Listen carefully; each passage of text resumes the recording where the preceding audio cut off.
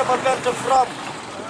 Raha misy finiava anao, misy hetspo ao, misy fandefera anao, ary misy fandinina mikasika an'ity mpampianatra framo tia, taterika zany recrutement ho atsika rehetra, tsisy akanava.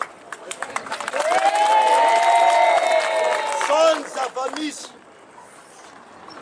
mihetsika tsika mpampianatra framo de lazaina fa misy ambadika politika ty.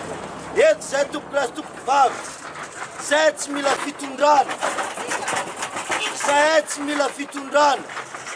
Tsy rarahinay zavatra momba ny fitondrana, tsisy mpanao politika ambadika anay fa nay tsoto.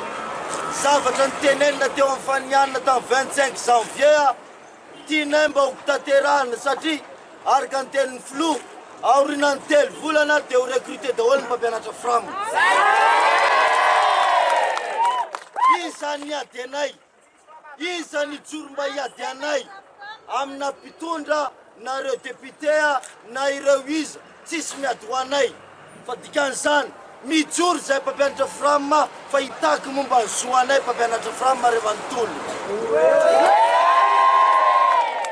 Eto koa dia tiako tenenina, nangina ny mpampianatra framo. Eto dia mamaly ny teny ministra tamin'ny tele hoe misy ambadika politika reny fandorona pneu tamin'ny omaly reny. Efa tezitra satria rehefa andianana amin'ny bureau izy tsy mamaly mitabataba eo tokotany tsy mivoaka, mitrotra ny vahoaka, mitrotra ny mpampianatra framo.